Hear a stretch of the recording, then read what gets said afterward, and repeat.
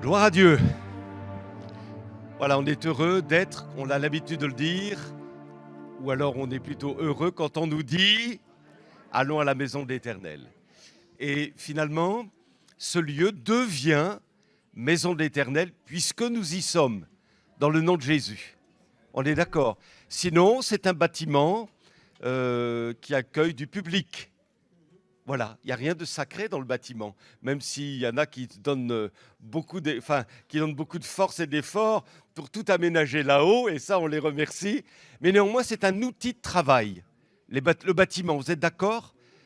Voilà. Et souvent, j'apprécie d'ailleurs, on dit je vais à l'église, on n'a pas tort en le disant, bon, je le dis aussi, hein, mais je préfère encore nos bien-aimés gitans qui disent on va à la salle.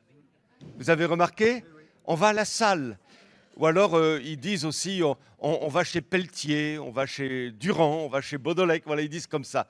On va à la salle, mais je crois qu'ils ont compris aussi que finalement, c'est un lieu où se rassemblent les enfants de Dieu. Et quand les enfants de Dieu sont rassemblés, ça devient l'Église. On est d'accord, hein ? Et là, le Saint-Esprit est présent. Amen. Hein ? Et même finalement, quand on dit « tu nous as devancés dans ce lieu », quelque part, pas forcément. Il est là quand on est là. Voilà, alléluia. Maintenant, Dieu est partout, on est d'accord. Mais néanmoins, voilà, au nom de Jésus, le Saint-Esprit est là, puisque les enfants de Dieu sont rassemblés pour proclamer la victoire de notre Sauveur. Alléluia. Et c'est un bonheur pour chacun de nous. On prie ensemble. Merci Seigneur pour ces moments. Nous sommes, nous le croyons, les adorateurs que le Père recherche. Alléluia. Et ce matin, nous n'allons pas nous priver de t'adorer, de te glorifier, parce que tu es l'auteur d'un salut parfait. Alléluia. Nous ne le méritions pas, mais dans ta bonté, tu nous as touchés, Seigneur. Tu as changé notre vie. Et s'il y a au milieu de nous des amis qui viennent peut-être pour la première fois, nous te demandons de te révéler à eux. Alléluia.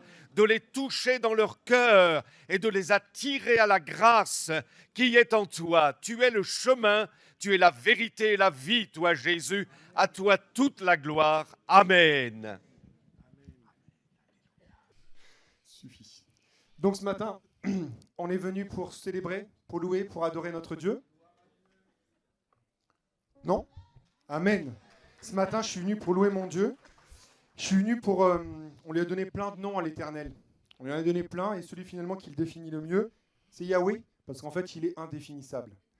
Le Seigneur, il a tellement de qualités, tellement il est merveilleux, on ne peut pas le définir. C'est celui dont on ne peut pas prononcer le nom, parce que rien ne peut le définir tellement il est merveilleux. Alors on peut lui donner plein d'attributs, qui sont tous vrais, mais celui qui est mon Dieu, c'est Yahweh. Donc c'est ce qu'on va chanter ce matin. L'Éternel est mon berger, de rien je ne manquerai. Je veux pouvoir m'appuyer sur mon Seigneur.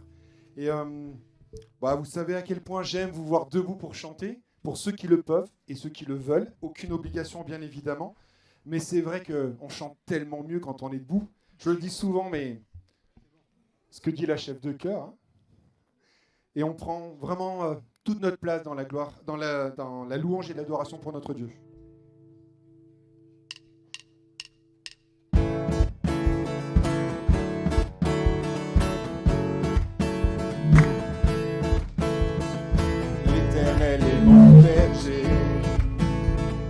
De rien je ne manquerai. Oh mon âme, chante mon âme. Pas à pas il me conduit. Au bord des eaux calmes je le suis. Oh mon âme, chante mon âme. Oui, toujours le bonheur et la grâce m'accompagneront devant sa grâce. Dans sa présence, tellement de joie.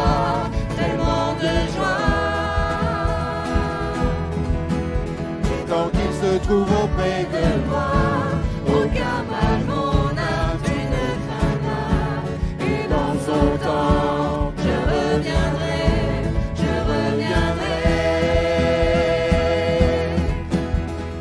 Et si je traverse encore la vallée de l'ombre de la mort, oh mon âme, chante mon âme, puisqu'il m'aime le premier. Non, rien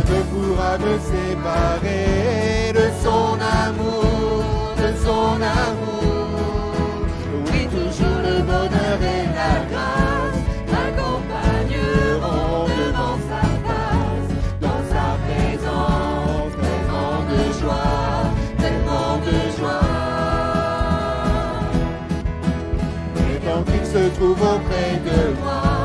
Aucun mal, mon âme, tu ne craindras. Et dans son temps, je reviendrai. Yahweh, Yahweh, Yahweh, tu fais briller sur moi ton soleil. Yahweh, Yahweh, ta lumière chasse au loin les ténèbres. Yahweh, Yahweh, ta parole éclaire mon sentier. Yahweh, Yahweh, Yahweh. Bientôt il viendra me chercher, et dans sa maison j'habiterai. Oh mon âme, chante mon âme, sans cesse jusqu'à son retour. Mon âme chante son amour tous les jours, tous les jours. Oui, toujours le bonheur et la grâce m'accompagneront devant sa face. Dans sa présence, tellement de joie, tellement de joie. Et tant qu'il se trouve auprès de moi, aucun mal, mon âme, tu ne craindras. Et dans son temps, je reviendrai. Oh Yahweh, Yahweh, Yahweh, fais briller sur moi ton soleil.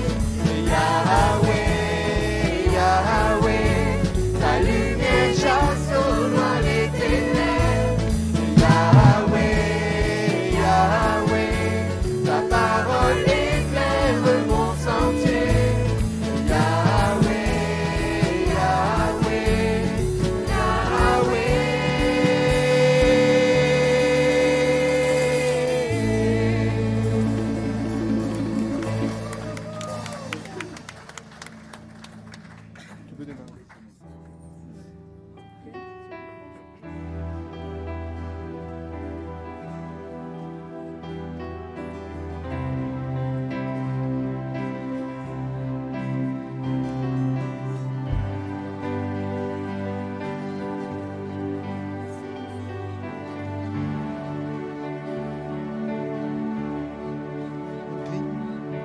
Christ est tout pour moi, il est ma récompense.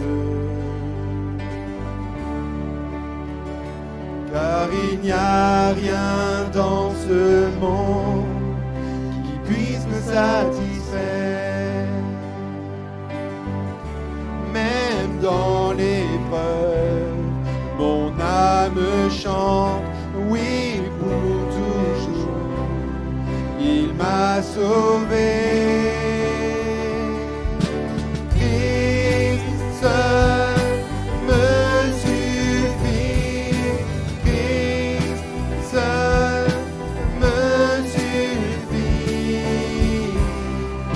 Tout ce dont j'ai besoin est en toi. Tout ce dont j'ai besoin. Christ est mon Seigneur, la joie de mon salut.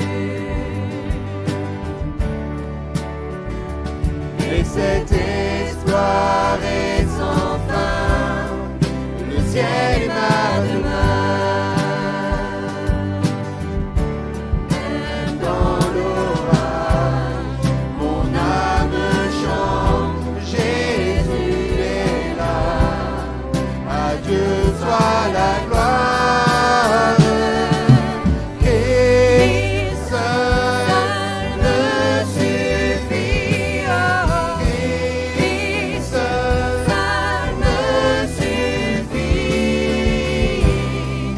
Tout ce dont j'ai besoin est en toi. Tout ce dont j'ai besoin. Christ seul me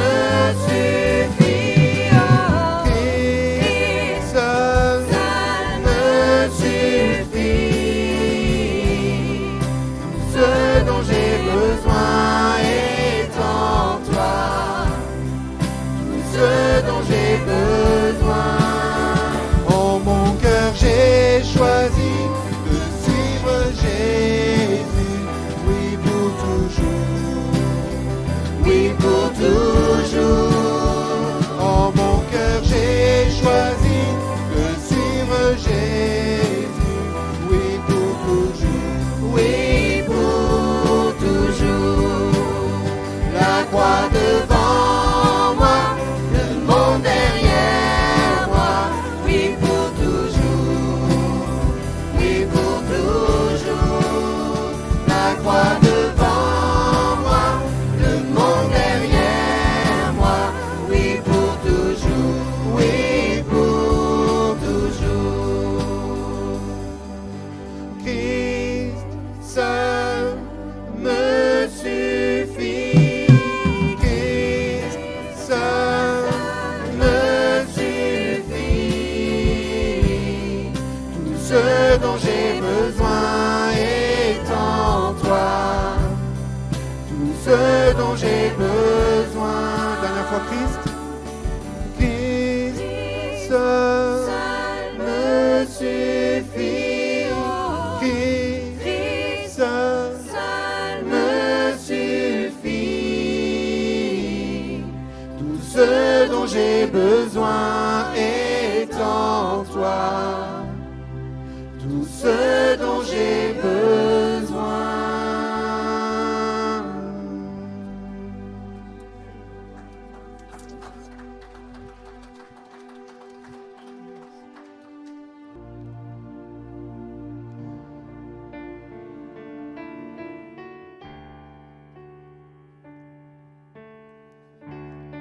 Ce matin, nous sommes venus pour célébrer notre Dieu, pour lui dire combien nous l'aimons. Nous avons dit ce matin, Yahweh, tu es celui qui me suffit. Et Seigneur, ce matin, je disais, effectivement, le Seigneur, le nom de l'Éternel, il est merveilleux et nous voulons le célébrer ce matin. Ton nom, Seigneur, je veux élever ton nom.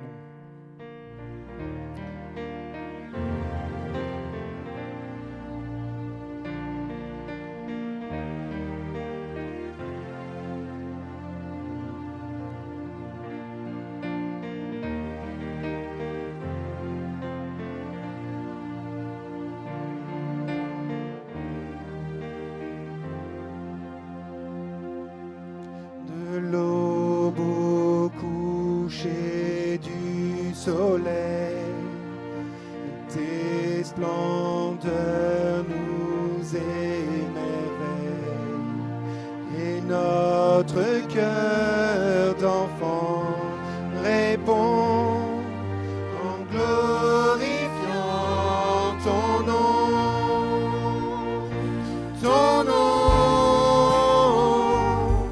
comme une tour aux quatre vents. Ton nom nous rend fort à chaque instant. Ton nom, que tous les peuples entendent un chant, car aucun autre nom n'est plus grand que ton nom.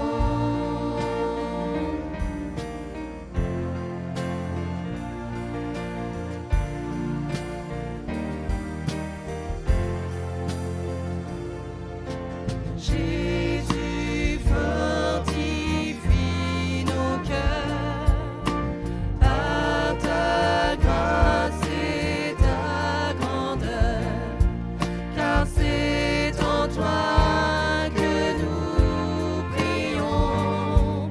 Viens glorifier ton nom,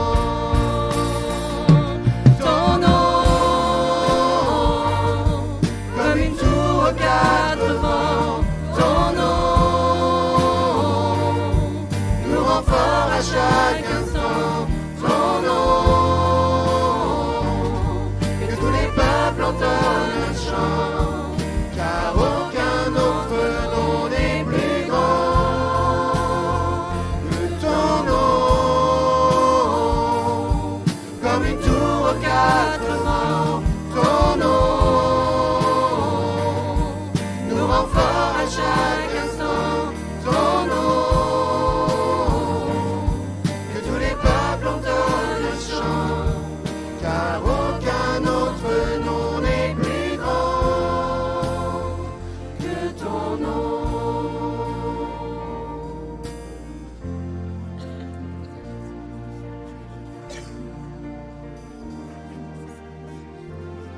Seigneur, ce matin, je veux effectivement élever ton nom.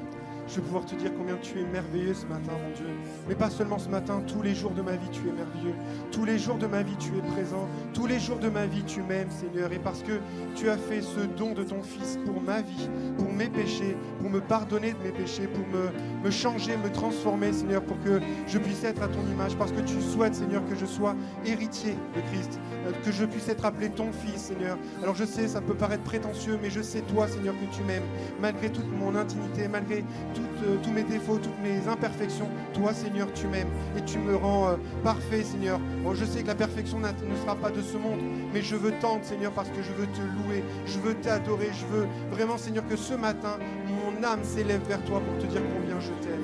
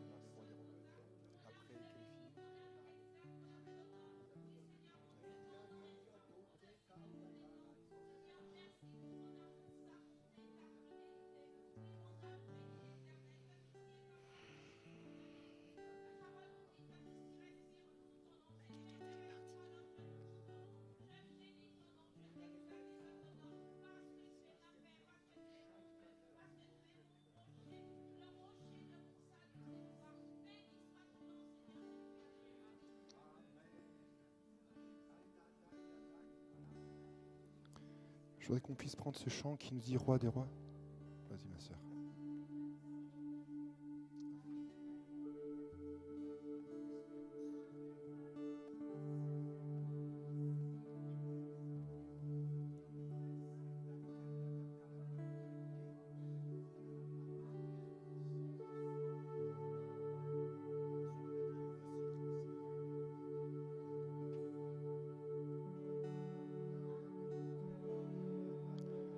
Je voudrais qu'on prenne ce chant qui nous dit Roi des rois.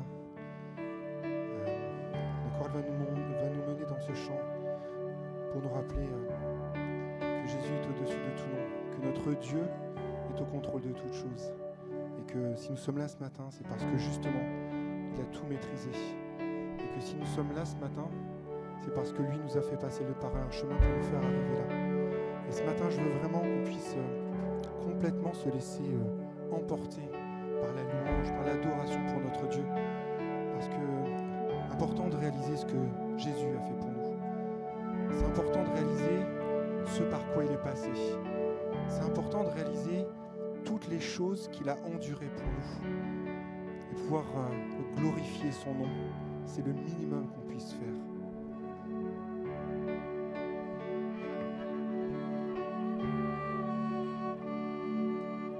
Nous étions là dans les ténèbres, sans espoir et sans repère. Quand du ciel tu es descendu pour nous montrer l'amour du Père. À une vierge ange est apparu, comme l'avaient dit les prophètes. Et d'un trône de gloire éternelle, tu es né dans une étable.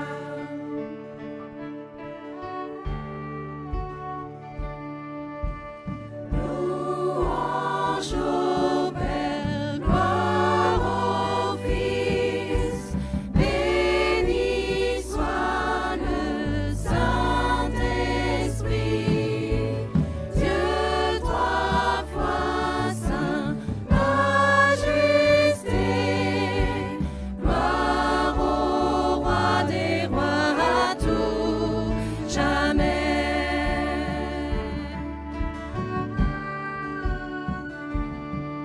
Nous révéler ton royaume et réconcilier les perdus.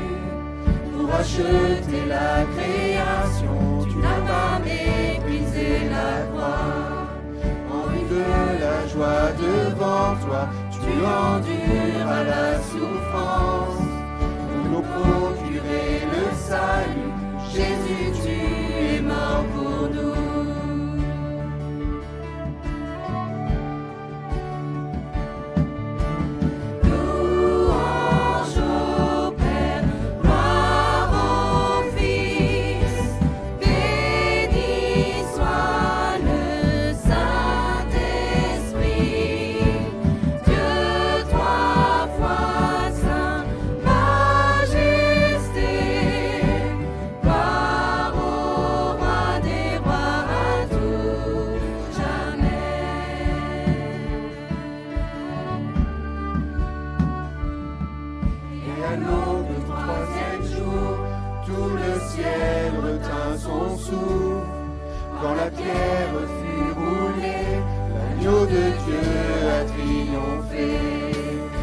morts sortirent de leur tombe, et tous les anges furent dans la joie, car les âmes de ceux qui croient en notre Père sont restaurées.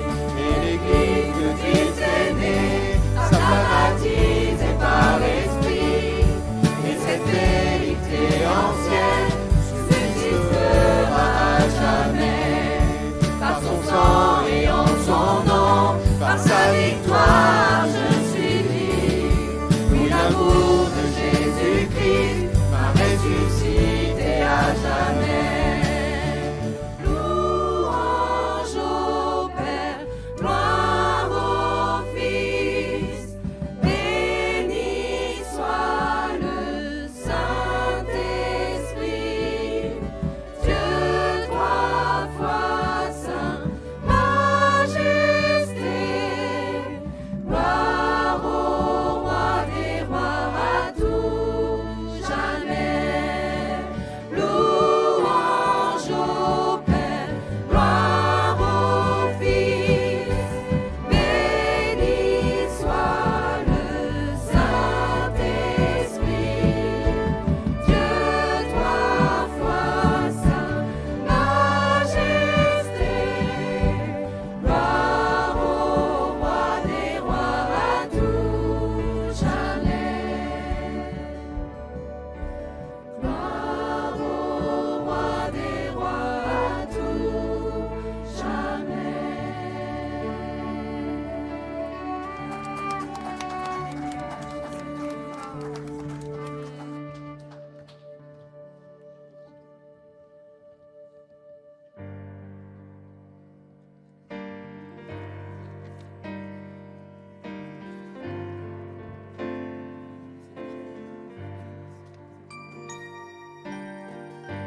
Ton amour, ta puissance, ta présence dans ma vie. Ton amour, ta puissance, ta présence dans ma vie. Et je veux t'adorer de tout mon cœur. Et je veux t'adorer de toute mon âme. Et je veux t'adorer de toute ma force. Car tu es mon Dieu. Mon Dieu, Tu es mon Dieu. Ton amour, ton amour, ta puissance, ta puissance, ta présence dans ma vie. Ton amour, ta puissance, ta présence dans ma vie. Et je veux t'adorer de tout mon cœur. Et je veux t'adorer de toute mon âme. Et je veux t'adorer de toute ma force. Car tu es mon Dieu. Tu es mon Dieu. Et je veux t'adorer de tout mon cœur. Et je veux t'adorer de toute mon âme. Et je veux t'adorer de toute ma force. Car tu es mon Dieu. Tu es mon Dieu. Et je veux t'adorer de tout mon cœur. Et je veux t'adorer de toute mon âme. Et je veux t'adorer de toute ma force. Car tu es mon Dieu. Tu es mon Dieu. Car tu es mon Dieu. Tu es mon Dieu.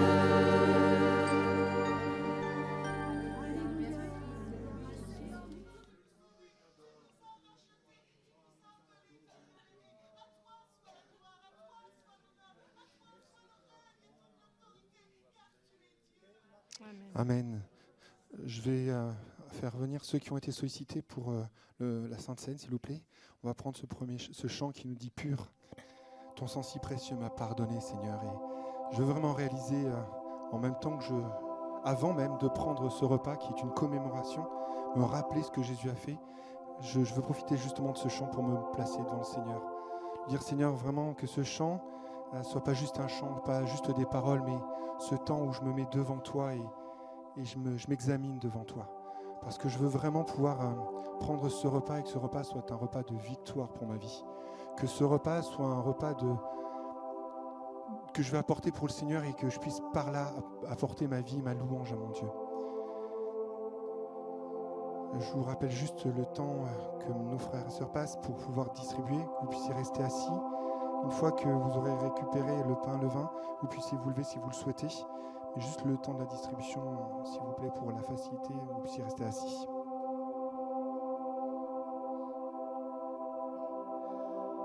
Ton sang si précieux m'a pardonné. Blanc, oui, plus blanc que la neige. Tu fais battre en retraite mon péché et ma honte. Et par cette alliance tu me restaures. Donc Je me lève pour t'adorer. Ma vie est épargnée par ta bonté. C'est ton saint nom qui m'a franchi. Grâce à toi, Jésus, mon cœur est pur. affermis mon cœur dans ta présence. En moi la joie de ton salut. Attire-moi près de toi, sanctifie ma vie. Ton esprit fait toutes choses nouvelles. Donc je me lève pour t'adorer. Ma vie est épargnée par ta bonté. C'est ton saint nom qui m'a franchi. Grâce à toi, Jésus, mon cœur est pur. Donc je me lève pour t'adorer. ma vie est épargnée par ta bonté. C'est ton saint nom qui m'a franchi. Grâce à toi, Jésus, mon cœur est pur. Grâce à toi, Jésus, mon cœur est pur.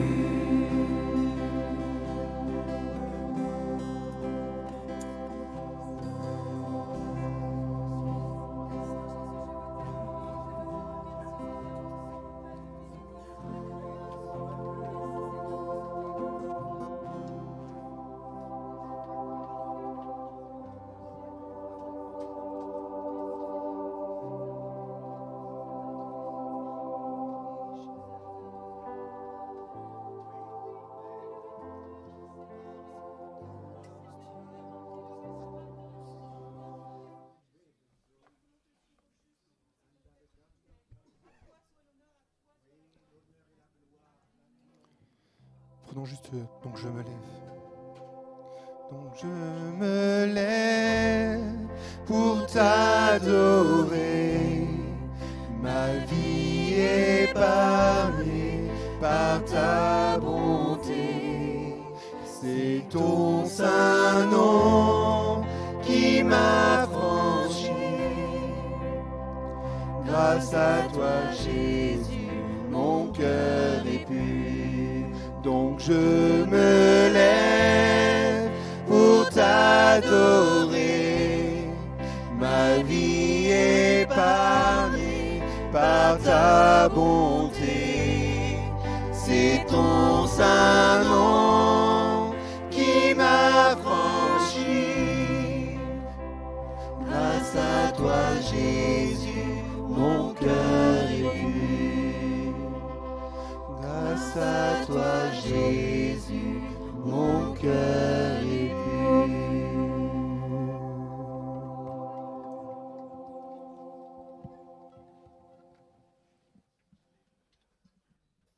Seigneur.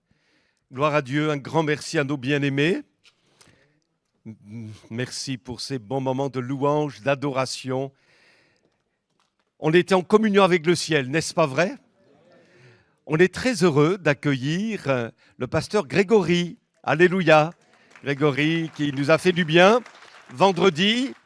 Grégory qui est venu donc nous apporter la parole vendredi soir. Il a apporté aussi un moment, la parole, c'était un moment de partage avec la jeunesse, avec son épouse. Siam, tu veux bien te lever aussi qu'on t'identifie, qui est là-bas. On te salue aussi. Alléluia. Et c'est donc Greg qui va apporter la parole. Maintenant, sens-toi libre. Nous croyons que le Saint-Esprit a déposé quelque chose sur son cœur. Amen. Amen. Alléluia. Vous allez bien? Oui. Merci pour l'accueil, merci pour votre chaleur. Vraiment, vous êtes une église chaleureuse. Vous pouvez être fiers de vous quand même. Vraiment, je sors de ma voiture et il y a quelqu'un qui se jette dans mes bras. Je suis content de vous voir. Ça, c'est vraiment... L'église, c'est le corps de Christ, c'est la famille de Dieu. Et il y a tellement d'amour dans l'église. Amen. Et moi, je bénis Dieu pour l'église. Et l'église d'Elbeuf, vous êtes une belle église. Amen. Il y a un potentiel dans cette église. Dieu veut se servir de cette église pour rayonner dans les ténèbres. Vous le croyez? Amen. Alors, merci à mes parents aussi pour la confiance. Voyez-vous, la Bible dit que les enfants doivent honorer leurs parents. Et je tiens à le faire publiquement. Je bénis Dieu pour les parents qu'il m'a donnés et je peux témoigner publiquement que j'ai vu des parents qui ont été fidèles au Seigneur. J'ai vu quand j'étais petit des enfants, en tant qu'enfant, mes parents cherchaient la face de Dieu ensemble depuis des années et ça a eu un impact dans ma vie. Ils ont mis une semence dans mon cœur. J'ai vu des parents qui étaient pareils en privé et en public. Et je peux l'attester publiquement. Et je crois que c'est important parce que la Bible demande d'honorer. Je crois que le royaume de Dieu, dans la culture du royaume, il y a des principes. Et je crois que dans l'Église, nous devons nous habituer à nous honorer les uns les autres. Souvent on dit non, c'est pas moi, c'est le Seigneur. Oui, mais bénis Dieu pour ce que le Seigneur a mis sur ton chemin, pour les dons, les talents de ton frère, ta sœur, de tes parents, qui ont eu un impact dans ta vie. Est-ce qu'on pourrait bénir le Seigneur, l'acclamer, lui dire merci? Merci pour ce que tu es, pour ce que tu fais. Amen. Alors, comme j'ai l'habitude de le dire à l'Église Parole de Vie à Orléans, êtes-vous prêts pour la parole de Dieu? Alors, on va se plonger dans un psaume et on va être très textuel ce matin. On va faire une étude de texte, bien sûr, qui nous amènera à une application. Alors, je vous invite, pour ceux qui ont des Bibles ou des smartphones, à aller directement dans le psaume 27. Le psaume 27, et on va le lire ensemble. Ça ne vous dérange pas que je dise le chapitre en entier? Vous aimez la parole de Dieu, de toute façon, on est là pour l'écouter. Amen. Alors, on va lire le texte dans son ensemble et après, on va le décortiquer. Le psaume 27, voici ce qu'il est dit. C'est un psaume de David. Vous êtes prêts? Bon, il est affiché là. On le lit ensemble? Oui, l'Éternel est ma lumière et mon sauveur. De qui aurais-je crainte? L'Éternel est ma forteresse. Il protège ma vie. De qui aurais-je peur? Que des méchants s'avancent contre moi, voulant me nuire. Ce sont mes ennemis, mes oppresseurs qui perdent pied et tombent. Qu'une armée vienne m'assiéger, mon cœur reste sans crainte. Que le monde déclare la guerre, je suis plein d'assurance. J'ai présenté à l'Éternel un seul souhait, mais qui me tient vraiment à cœur. Je voudrais habiter dans la maison de l'Éternel tous les jours de ma vie, afin d'admirer l'Éternel dans sa beauté et de chercher à le connaître dans sa demeure. Car il me cache sous sa tente dans les jours du malheur, au secret de son tabernacle, il me tient abrité sur un rocher, il me met hors d'atteinte. Dès à présent, je peux lever la tête pour dominer mes ennemis autour de moi. J'offrirai dans son tabernacle des sacrifices avec des cris de joie. Je célébrerai l'Éternel par le chant et les instruments. Ô Éternel, écoute mon appel car je t'invoque. Accorde-moi la grâce de me répondre.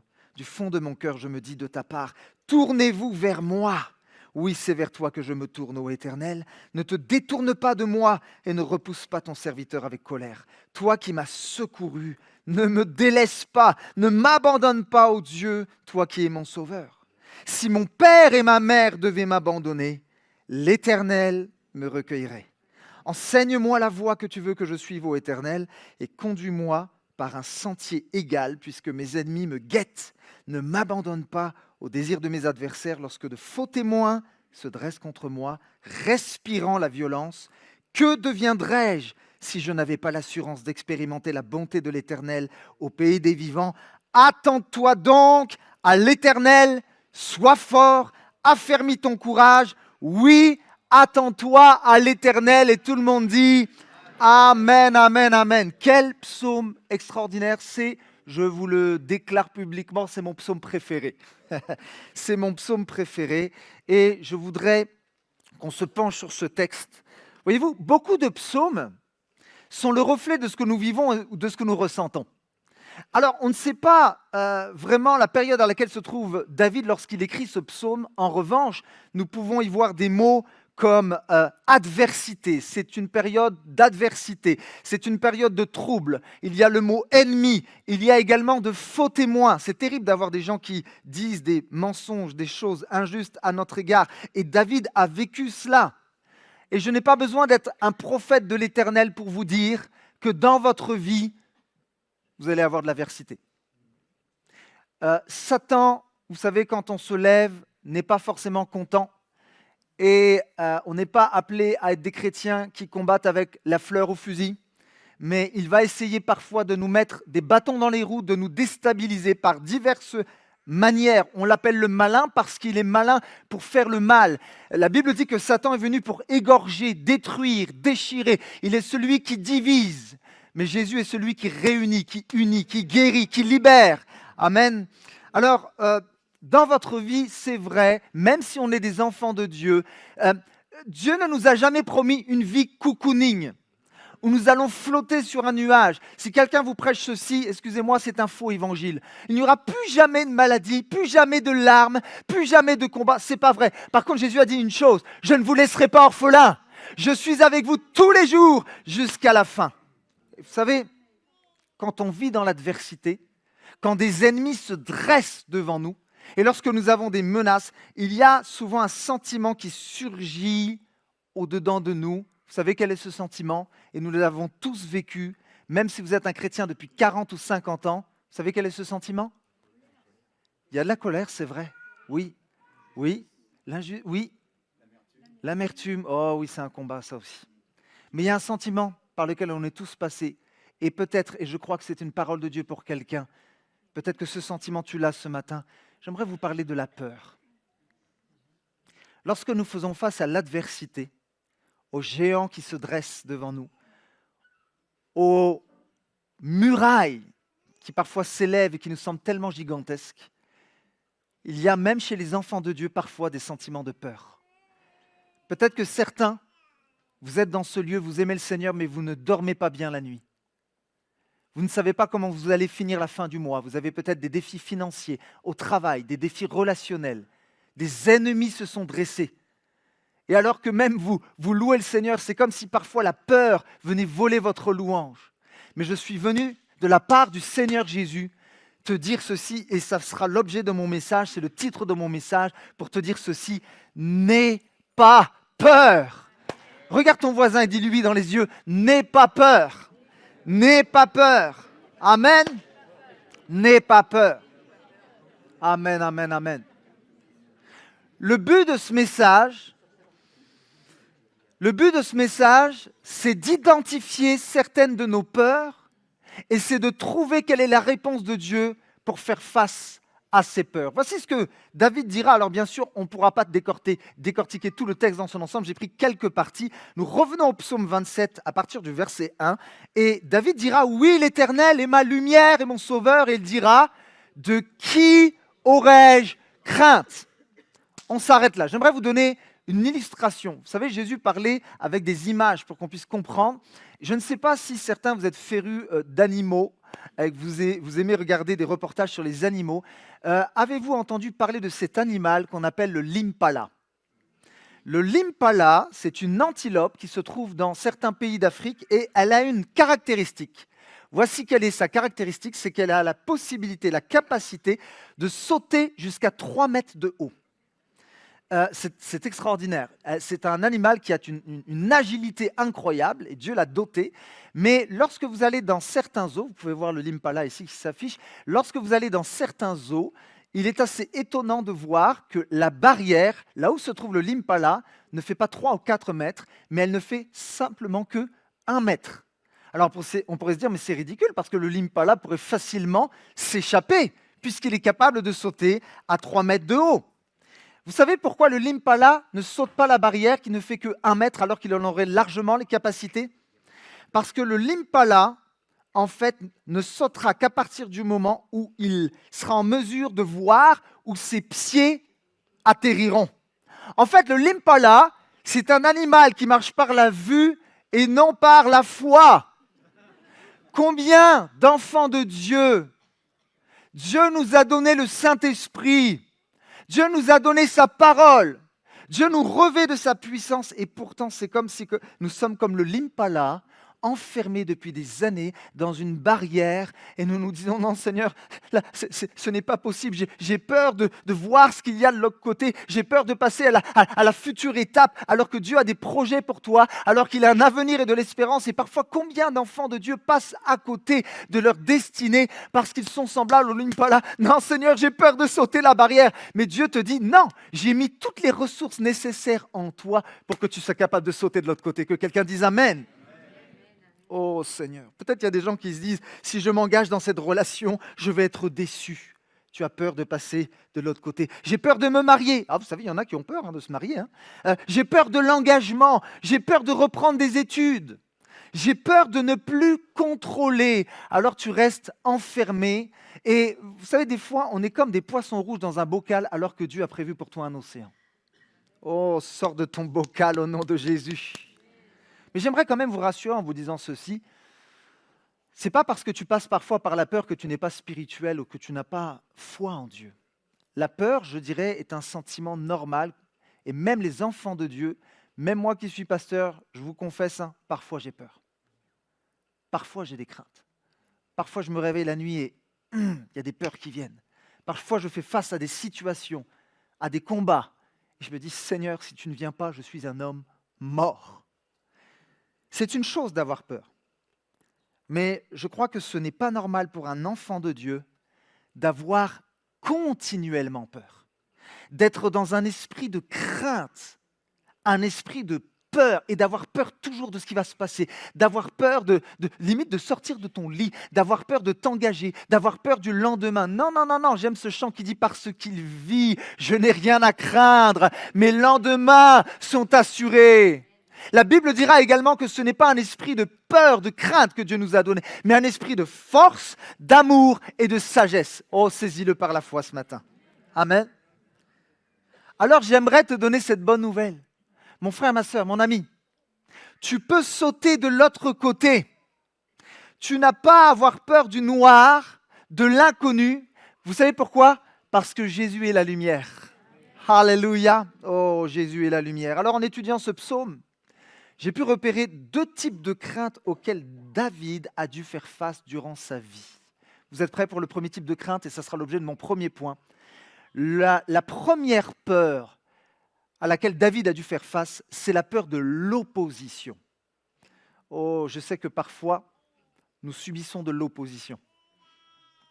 De l'opposition au sein de nos familles, de l'opposition au travail, de l'opposition avec peut-être des gens qui on dit des choses de nous qui nous ont blessés, qui nous ont offensés. Et David a vécu ces choses-là. Le psaume 27, 2 Et le verset 3 dira, « L'Éternel est ma forteresse, il protège ma vie, de qui aurais-je peur?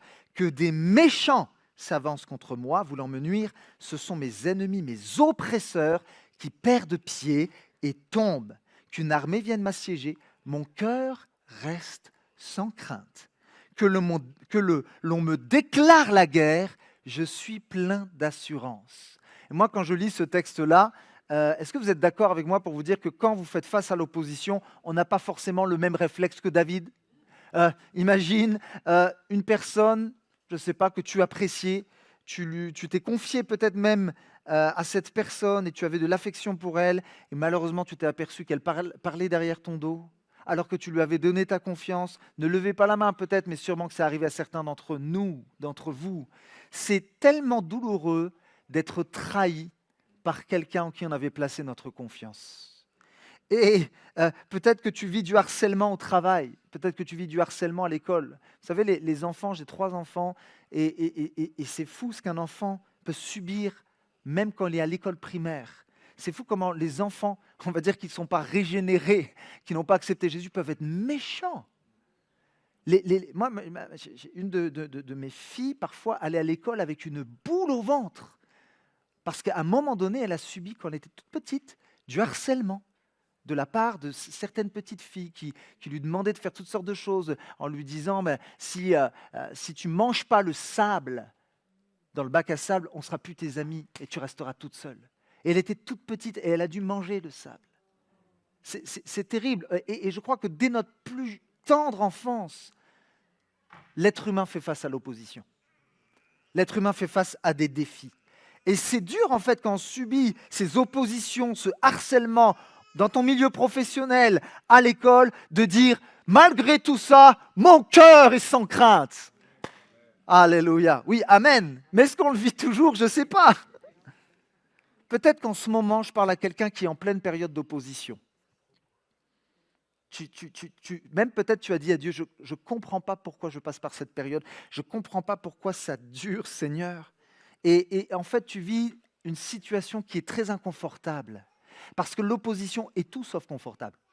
C'est inconfortable. Vous savez, les synonymes du mot opposition, ce sont les mots barrage, obstacle, rejet, refus, résistance. Je ne sais pas s'il y a des cyclistes dans la salle, si certains font du vélo de course. Des amis m'ont initié à cela il y a quelques années et ça m'est arrivé parfois de prendre le vélo et de faire face au vent. Et je peux vous dire, j'avais beau pédaler de toutes mes forces, mais il y avait de l'opposition. Alors j'avançais, mais chaque coup de pédale, en fait, c'est comme si ça venait muser, c'est comme si ça venait sortir de moi toute mon énergie. Pourquoi? Parce que l'opposition engendre un épuisement. L'opposition peut engendrer un épuisement émotionnel, mais également un épuisement spirituel, physique également, oui. Je voudrais vous raconter une partie de ma vie. J'ai commencé à travailler assez tôt, j'avais 20 ans, je travaillais dans un bloc opératoire et j'étais un des plus jeunes dans le bloc opératoire à l'époque lorsque je suis arrivé en région parisienne et j'ai subi du harcèlement de la part d'un collègue de travail. Et c'est terrible parce que j'avais confiance dans cette personne. Au départ, il était gentil avec moi, il m'avait invité au restaurant, il m'avait même donné des vêtements, il était bienveillant et j'ai compris en fait qu'il voulait juste me manipuler. C'est terrible, hein? Et juste une petite parenthèse, ne soyez pas parano dans vos relations, mais ne donnez pas trop précipitamment votre confiance aux gens. Priez avant, pesez le pour et le contre, mais attention de se livrer trop rapidement à certaines personnes, parce que vous pourrez le regretter. Je ferme la parenthèse, je crois qu'il nous faut de la sagesse. Et je m'étais confié à cette personne. Et en fait, alors que je m'étais confié, ça s'était retourné contre moi. Et je ne pourrais même pas dire les mots qu'il me disait parce qu'on est dans une église et vous serez choqués. Mais il me dénigrait tellement. Il m'insultait tous les jours. Même limite, il me menaçait de mort. Et c'était tellement terrible pour moi que j'en faisais des cauchemars. Je rêvais de lui pendant la nuit. J'en faisais des cauchemars. Et j'allais au travail à reculons. À tel point qu'à un moment donné, c'était insupportable, cette pression que j'avais, qui s'exerçait. Il m'humiliait devant tout le monde, c'était terrible. Et à un moment donné, j'ai cru que j'allais devenir fou. Et vous savez ce que j'ai fait? J'ai fait un abandon de poste. Je n'en pouvais tellement plus, j'ai cru que j'allais vriller. J'ai j'ai quitté mon travail, comme ça. J'ai abandonné mon poste. Et c'est assez grave de faire ça quand on est salarié. Et bien sûr, mon patron, enfin mon responsable, le cadre du bloc est venu, il m'a interpellé, on va dire il m'a dit, mais la prochaine fois que tu fais ça, en fait, c'est dehors, tu es viré. Et j'ai compris quelque chose. J'ai compris que fuir l'opposition ne résoudra pas le problème. Quand tu fuis, en fait, ça ne peut même que faire empirer les choses. Dieu ne t'appelle pas à fuir. Dieu ne t'appelle pas à fuir tes responsabilités. Parce qu'en fait, à chaque fois qu'on fuit, les problèmes nous rattraperont. Mais le Seigneur, par sa parole, par son esprit, veut te donner suffisamment de force, d'audace et de sagesse pour regarder le problème en face dans les yeux. Ce n'est pas à ton problème de t'intimider. J'aimerais vous dire ceci, ça devrait être au problème d'être intimidé par les enfants de Dieu. Alléluia. C'est vrai que Dieu ne nous a jamais promis une vie sans tempête, sans combat. Mais ce qui nous rassure, c'est que Jésus a dit « Je serai avec toi dans la tempête ». C'est vrai que quand les disciples étaient dans la barque, franchement, ils se sont dit « Bon, c'était peut-être la dernière fois que je voyais ma femme et mes enfants. On va tous couler. » Puis Jésus, qu'est-ce qu'il faisait? Il dormait dans la barque. Jésus a cette capacité de calmer les tempêtes. Mais je crois que les tempêtes sont parfois pédagogiques. Et ce que j'ai vu finalement, et je crois que la foi des disciples s'est affermie, s'est consolidée au sein de la tempête. Et ça n'a pas empêché à Jésus de les amener de l'autre côté. Je voudrais déclarer sur la vie de quelqu'un, malgré les tempêtes que tu vis, malgré les troubles, malgré les oppositions, malgré les intimidations, je déclare sur ta vie au nom de Jésus, tu iras de l'autre bord. Tu ne couleras pas. Pourquoi? Jésus est dans ta barque. Alléluia. Alléluia. Rappelle-toi ce texte de l'apôtre Paul dans Romains 8, 28. Tout concourt au bien de ceux qui aiment Dieu. J'aime beaucoup la version Parole de vie qui dira « Nous savons encore une chose, Dieu fait tout pour le bien de ceux qui ont de l'amour pour lui. » Revenons à ce collègue, à ce très cher et tendre collègue qui me harcelait, m'insultait à chaque jour. J'ai prié, j'ai dit « Seigneur, je n'en peux plus et je prie que tu interviennes au sein de cette situation. » Parce que je suis ton enfant et je crois que tu vas pourvoir et je crois que tu vas venir à mon secours parce que tu es mon Père. Et au bout d'un moment, Dieu ne l'a pas fait du jour au lendemain. Vous savez, le timing de Dieu n'est pas le nôtre. Dieu a ses raisons. Mais au bout d'un moment, ce gars-là a été viré du bloc opératoire parce que le cadre a reçu beaucoup trop de plaintes de la part des infirmiers, des infirmières, et il a été mis dans un autre service, à tel point qu'il n'a même pas duré quelques mois dans cet autre service, il s'est fait complètement virer de l'hôpital. Waouh! Ce collègue a fini finalement par être transféré, puis malheureusement pour lui, mais bon, ce sont les conséquences, par être viré de l'hôpital. Et en fait, je crois que Dieu sera toujours notre justice. La pire chose à faire dans l'opposition, et je voudrais parler à quelqu'un, c'est d'essayer de se faire justice par soi-même. Une des plus grandes erreurs, et même en tant qu'enfant de Dieu, c'est que parfois nous combattons des mauvais combats face à l'opposition. Nous combattons un mauvais combat parce que, au lieu de combattre contre des puissances ténébreuses, contre des entités, nous combattons contre des hommes. J'aimerais dire à quelqu'un, cesse de combattre contre les hommes. Cesse d'en vouloir à ceux qui t'ont offensé. Je sais, ça pique, mais Jésus a dit, bénissez ceux qui vous maudissent. Aimez ceux qui vous haïssent. Et je crois que c'est de cette manière que nous ferons une différence au sein d'une génération qui est tellement loin du cœur de Dieu. Il devrait avoir une différence. Les gens devraient voir une différence lorsqu'un homme et une femme est remplis de l'Esprit de Dieu. Nos collègues de travail devraient le voir. Nos voisins devraient le voir. Et ça devrait leur donner envie de connaître ce Jésus. Amen. Amen. Alléluia. Rappelez-vous ce que David a dit. Que des méchants s'avancent contre moi voulant me nuire. Ce sont mes ennemis, mes oppresseurs qui perdent pied et tombent. J'ai étudié un petit peu ce texte et ce qui est formidable, c'est que lorsque nous sommes dans l'Ancien Testament, nous pouvons faire des parallèles avec le Nouveau Testament. Et certains théologiens appellent ce psaume, le psaume 27, le psaume de Gethsémane. Pourquoi cela? Que des ennemis se dressent, qu'une armée vienne devant moi, mais ils tombent à la renverse. À quoi cela vous fait penser? Oui, lorsque une troupe d'hommes armés est venue chercher Jésus à Gethsémané et qu'ils ont cherché le Fils de Dieu, ils ont dit « Où est-il » Et Jésus, courageusement, s'est approché en disant « C'est moi ». Et rien qu'au son de sa voix, il y a une telle autorité en Jésus, une telle puissance, que la troupe d'hommes, la Bible le dit, est tombée à la renverse. N'est-ce pas extraordinaire ? J'aimerais te dire ceci. Oh, je suis tellement enthousiasmé. Vous savez, la Bible dit que le diable est comme un lion rugissant, cherchant quelle proie il va dévorer. Mais si le diable parfois rugit pour essayer de t'intimider, de t'arrêter, de t'affecter, n'oublie jamais que le lion de Juda est avec toi.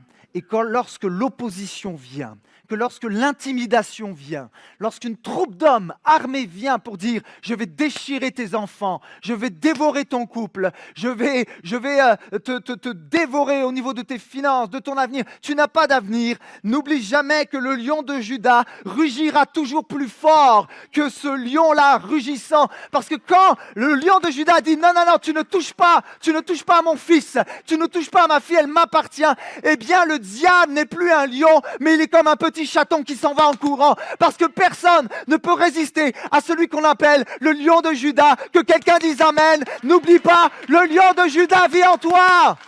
Alléluia. Une armée peut se dresser, l'enfer peut se dresser, mais le lion de Juda rugit. Et ce n'est pas moi qui tombe, c'est les ennemis qui tombent. C'est les ennemis qui tombent à la renverse. Je veux déclarer ceci. Si Jésus est avec toi, je veux déclarer sur ta vie que les plans de l'ennemi vont tomber à terre. Toi, tu ne tomberas pas à terre. Je veux déclarer que les mensonges sur ta vie de l'ennemi, le diable qui est un menteur, vont tomber par terre au nom de Jésus. Je veux déclarer dans cette église que ton mariage ne tombera pas à terre. Ta consécration ne tombera pas à terre. Pourquoi ? Le lion de Juda vit en toi. Alléluia, alléluia, alléluia.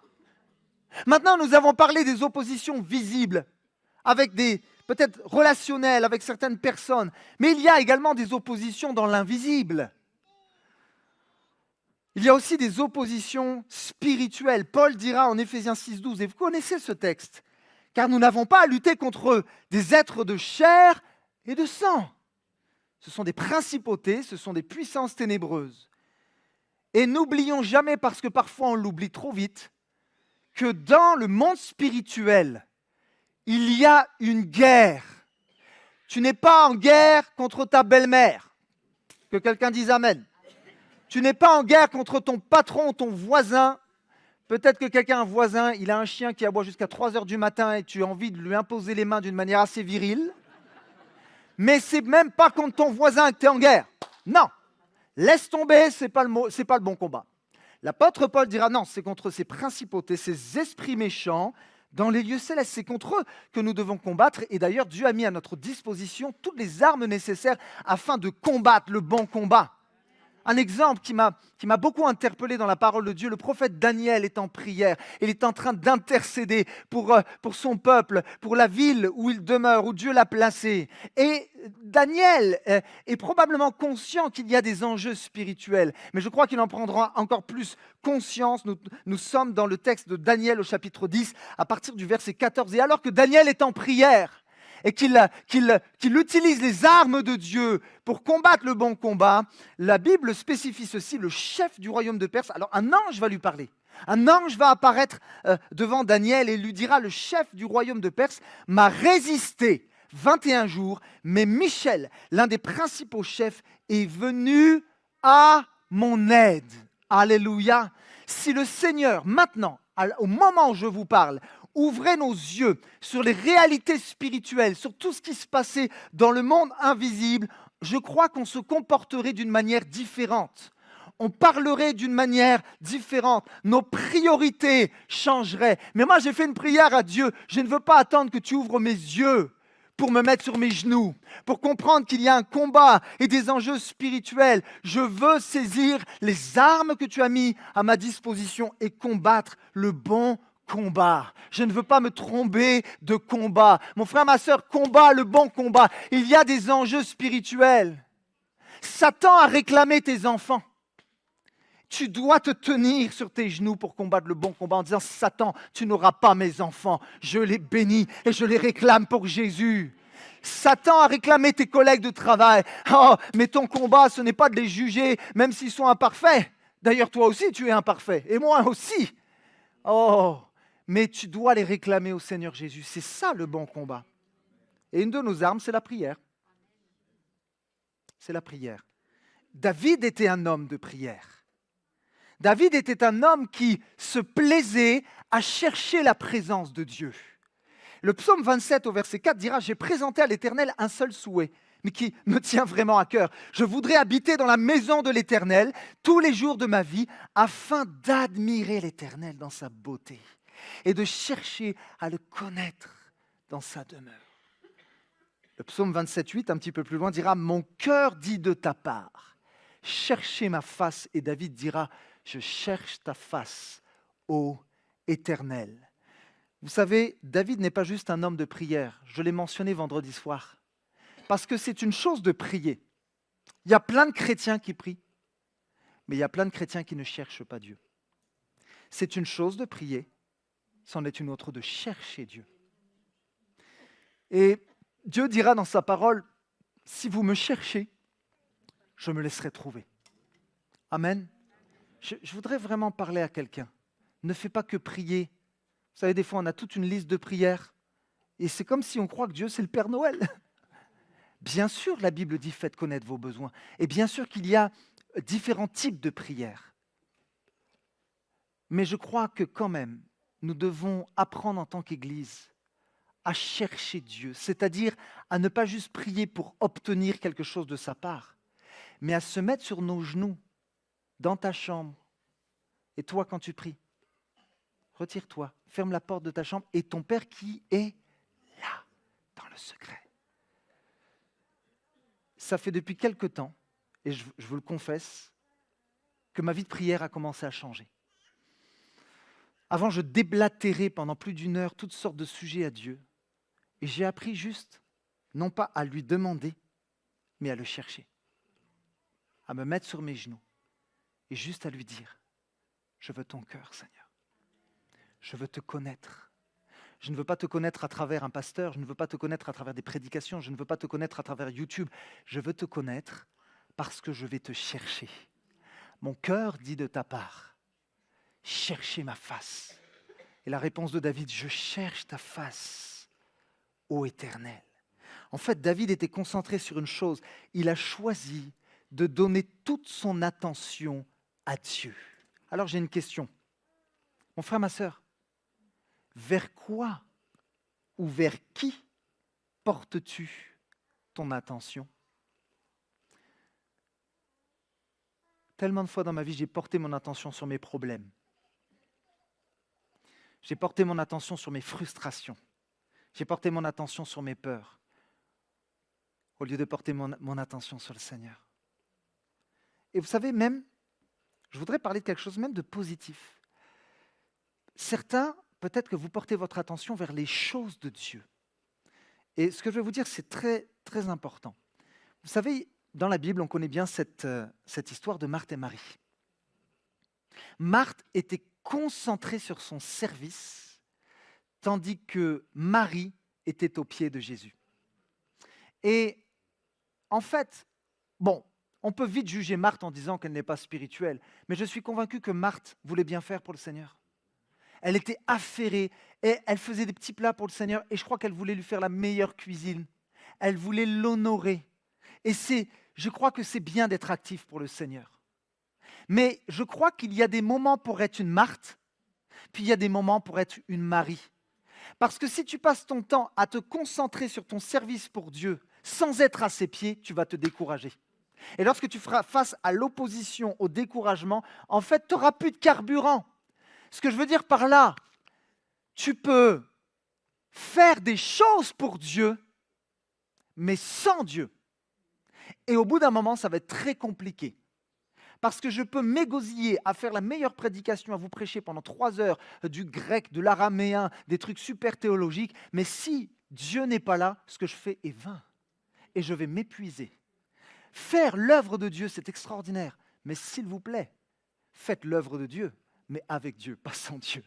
Amen. Il y a un temps pour être une Marthe, il y a un temps pour être une Marie. Je crois que nous avons besoin d'être équilibrés. J'aime ce que dit le pasteur et le théologien Dominique Angers. Il dira, même un service vertueux ne peut remplacer l'écoute du Seigneur.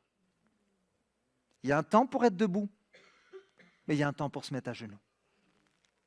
Et je crois que la meilleure position pour écouter Dieu, et notamment lorsqu'on est dans l'épreuve, c'est pas de t'agiter à droite, à gauche, en essayant de trouver toutes sortes de solutions humaines. Ne crois pas que la prière te fera perdre du temps. Oh, justement, elle te fera gagner du temps.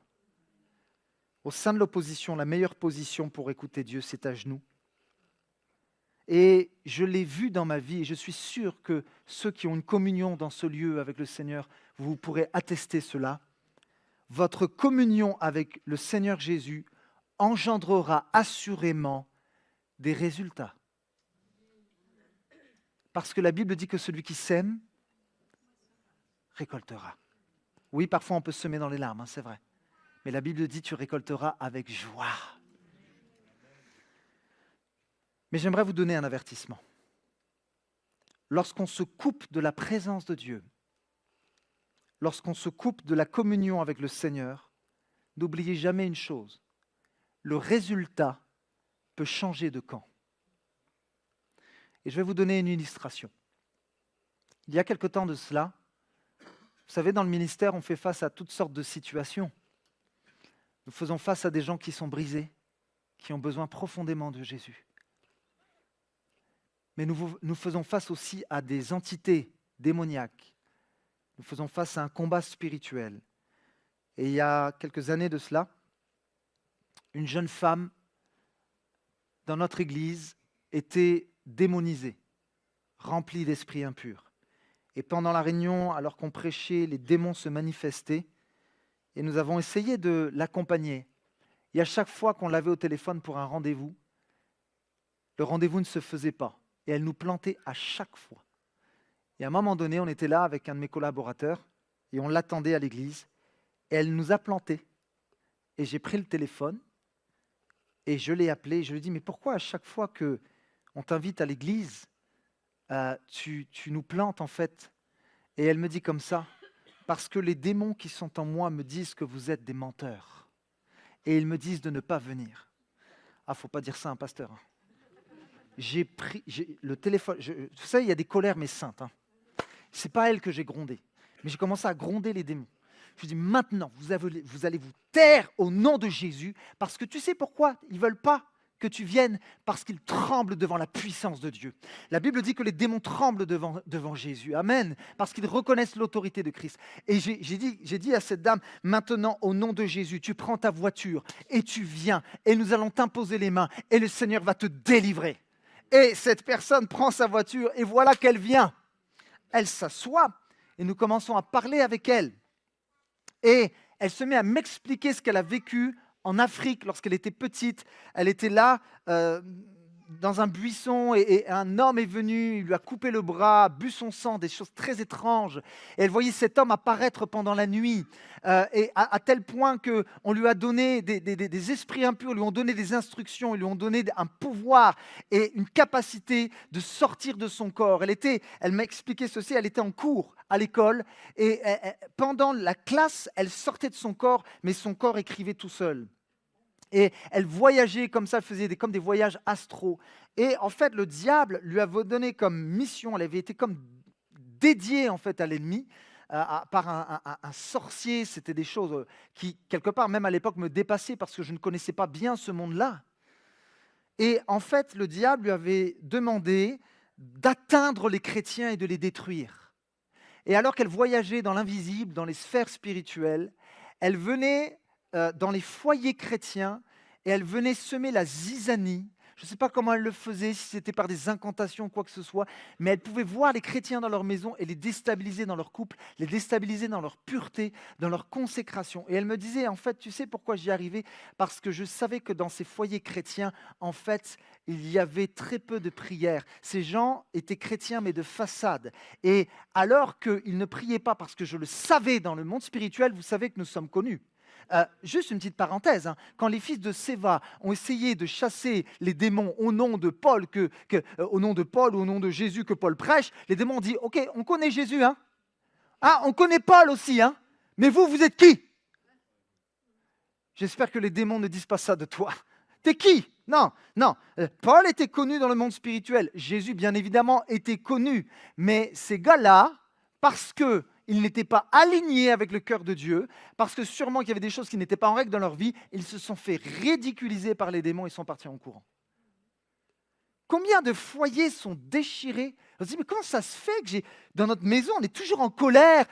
On crie toujours les uns sur les autres. Paul dira, ne laissez pas accès au diable. Et des foyers, même elle disait, le diable m'avait donné pour mission de détruire des ministères. Et elle me disait qu'elle y était arrivée. Waouh! Et la question que j'aimerais te poser, c'est, est-ce que la prière est ton premier recours ou ton dernier recours? Ah Seigneur! Le psaume 27, à partir du verset 5, dira, car il me cache sous sa tente, dans les jours du malheur. Au secret de son tabernacle, il me tient abrité sur un rocher, il me met hors d'atteinte. En d'autres mots, ce que David est en train de dire, lorsque je suis en communion avec Dieu, lorsque je suis aligné avec le cœur de Dieu, lorsque je me cache dans sa présence, alors Dieu me protège. Alléluia. Alléluia. Et ça, c'est un contexte très, très intéressant parce que quand il dit « il me cache sous sa tente », une autre version peut également dire « il me cache sous son pavillon ». Et David sait précisément de quoi il est en train de parler. David est en train de parler d'un contexte en temps de guerre où les tentes des soldats entouraient le pavillon du général ou du roi. En temps de guerre à l'époque, il y avait les tentes des soldats, mais au centre du camp, il y avait une grande tente où siégeait le général ou le roi qui partait également à la guerre. Et en fait, lorsque les ennemis voulaient atteindre le général ou le roi, ils ne pouvaient pas l'atteindre comme ça. Ils devaient d'abord se coltiner toute l'armée qui entourait le pavillon. Alléluia! J'aimerais te dire ceci, toi qui es un enfant de Dieu, toi qui as une communion avec Dieu, le diable ne peut pas t'atteindre comme ça. Parce que quand le diable vient décocher ses traits enflammés en lui disant « Oh, je vais détruire son couple, je vais détruire son foyer, je vais semer la colère, la zizanie, je vais la tenaillé par la peur ou par la dépression ou par des addictions, eh bien l'Éternel des armées se lève. L'armée de Dieu se lève en disant « Tu ne l'atteindras pas comme ça parce que je le cache sous ma tente et je le protégerai. » Alléluia, que quelqu'un dise Amen. Alléluia. Cette même femme qui était démonisée me disait ceci. Vois-tu, pasteur, j'ai essayé parfois d'attaquer certains chrétiens, mais il y a des maisons que je n'ai pas réussi à diviser. Je n'ai pas réussi à semer la zizanie parce que lorsqu'un jour je me suis approché d'une maison de chrétiens, elle me dit ça comme ça, alors que j'ai voulu faire toutes sortes d'incantations et les détruire, une puissance est survenue et m'a empêché de rentrer dans cette maison pour foutre la pagaille, excusez-moi l'expression. Et elle me dit, dans l'esprit, vous savez ce que j'ai vu? J'ai dit, dites-moi, j'ai vu une muraille de feu qui entourait la maison. Et à chaque fois que j'ai essayé de m'approcher, la muraille était tellement puissante, le feu était tellement là que je ne pouvais pas m'approcher. Je suis parti. J'aimerais vous dire ceci, que lorsque nous sommes des hommes et des femmes qui se tiennent dans le pavillon de Dieu, qui gardent cette communion avec Dieu jour après jour, alors le diable ne pourra pas te détruire, le diable ne pourra pas t'atteindre. Laisse-moi te dire que toi qui es un père, toi qui es une mère et qui prie pour tes enfants, en fait ta prière amène une couverture spirituelle. Lorsque tu pries pour ton couple, tu amènes une couverture spirituelle sur ton couple. Tu amènes une couverture spirituelle pour ton église, là où tu es. Lorsque vous, les chrétiens d'Elbeuf, vous êtes là le vendredi soir, Seigneur, on veut chercher ton cœur, on veut chercher ta face. Alors, les traits enflammés du malin ne peuvent atteindre l'église parce que l'église est appelée à être triomphante, à rayonner dans les ténèbres. Que quelqu'un dise Amen. Alléluia. Alléluia. Votre vie de prière va engendrer une couverture spirituelle. Et lorsque tu pries et que tu tiens sur tes genoux, malgré l'opposition, tu fermes l'accès à l'ennemi. Alléluia. Oh, Paul dira, si Dieu est pour nous, qui sera contre nous? Il est temps d'inverser la tendance. Je veux parler à quelqu'un. Il est temps d'inverser la tendance. Il est temps que l'Église arrête d'avoir peur du diable. Il est temps que le diable cesse de nous amener dans des cauchemars. L'Église doit devenir le cauchemar du diable. Que quelqu'un dise Amen. Les démons devraient avoir des cauchemars en disant « Mais ces chrétiens, ils aiment tellement Jésus qu'on n'arrive pas à détruire cette ville d'Elbeuf, on n'arrive pas à détruire cette église, on fait des cauchemars avec ces chrétiens. » Alléluia. Alléluia. Si Dieu est pour nous, qui sera contre nous? Alors j'ai parlé de la peur de l'opposition, opposition relationnelle, une opposition humaine, mais aussi une opposition spirituelle. Et je conclurai avec mon deuxième point. David, oui, a connu l'opposition, mais il a connu aussi cette peur. Et ça, c'est une peur qui peut atteindre tous les enfants de Dieu, et peut-être qui t'a déjà atteint. C'est la peur de l'abandon. David dira au psaume 27, au verset 9, « Ne te détourne pas de moi, et ne repousse pas ton serviteur avec colère, toi qui m'as secouru, ne me délaisse pas, ne m'abandonne pas, ô Dieu, toi qui es mon sauveur. » C'est comme si j'ai cette impression, je perçois cela dans le texte. Je crois que David, et c'est une interprétation de ma part, mais je crois que David a véritablement eu des angoisses d'abandon. Je crois que quand il s'est retrouvé seul, notamment parfois dans la grotte d'Adoulam, et qu'il fuyait son beau-père, je crois que parfois il a eu des angoisses d'abandon. Vous savez, donc j'ai 3 enfants, donc c'est une petite colo à la maison, on s'amuse bien, on ne s'ennuie pas, et on est considéré apparemment qu'on a 3 enfants comme famille nombreuse. Bon, bref. Et mes collègues pasteurs me chambrent un peu et ils m'appellent père d'une multitude. Bon, ça je ferme la parenthèse. Et la première fois que j'ai déposé ma petite Mila qui a 2 ans et demi, chez sa nounou, le premier jour, il y a des parents ici dans cette salle, donc vous allez comprendre ce que je vais dire, et des grands-parents également. La première fois que je déposais ma fille, vous savez, les enfants, c'est rare que quand tu les déposes la première fois chez la nounou, ils te disent « Oh, c'est chouette, je vais m'éclater chez la nounou. » Non! Au moment où je vais pour fermer la porte, ma petite, vous savez, les enfants, c'est toujours comme ça, quand ils pleurent, ils ne pleurent pas d'un coup, ça fait... Et là, elle se met à rugir tel un lion, et elle pleure, et elle fait « Papa, papa, papa !» Et vous savez, j'ai lu ce psaume, et en fait, et j'ai un ami qui est infirmier en psychiatrie, qui connaît bien aussi le fonctionnement de l'être humain, et me dira en fait, Grégory, ta fille, mais tous les enfants, lorsqu'on les dépose la première fois chez la nounou, pourquoi elles pleurent? Parce qu'ils ont une angoisse d'abandon. Elle avait peur, ma petite Mila, que papa ne revienne pas la chercher. C'est ça l'angoisse d'abandon. Est-ce que papa va revenir me chercher? Est-ce que je resterai pour toujours avec cette personne que je ne connais pas? Et il est fort probable que David ait eu des séquelles émotionnelles parce qu'on lui a mis des coups de couteau dans le dos, parce qu'il a dû fuir son beau-père qui, pendant des années, a cherché à le tuer parce que son propre beau-père était jaloux de son beau-fils. David en a probablement souffert. Et que dire des séquelles aussi qu'il a subies avec ses propres enfants. Vous savez, le rejet, l'abandon font mal. Pourquoi? Parce qu'ils touchent à notre identité, ils touchent à notre dignité, ils touchent aussi à l'estime de soi. Et la peur de l'abandon, parfois, vient comme nous paralyser, nous scléroser, même dans notre vie relationnelle. Et j'ai appris cela en faisant quelques petites études, notamment avec mon ami qui est pasteur et qui est aussi qui travaille en psychiatrie. Et il me dira, tu sais, Grégory, il y a 3 types de peur. En fait, il y a la peur appropriée, il y a la peur innée et il y a la peur acquise. La peur appropriée, c'est une peur qui est saine. Et c'est une bonne peur parce qu'elle nous avertit de faire attention. Imaginez que vous êtes sur le toit d'un immeuble et que vous vous approchez trop près du vide, vous allez avoir peur, en tout cas j'espère. Et c'est une peur qui est saine parce qu'elle peut vous sauver la vie. Maintenant, après la peur appropriée, il y a la peur innée. C'est une crainte qui a été avec vous depuis la naissance. Par exemple, ma chère et tendre épouse, depuis qu'elle est toute petite, elle a une phobie. Et pourtant, ma femme, je dois le confesser, est bien plus courageuse que moi. Vraiment, elle a un courage Non, moi, quand je suis malade, il faut appeler l'hôpital, les médecins, les urgences.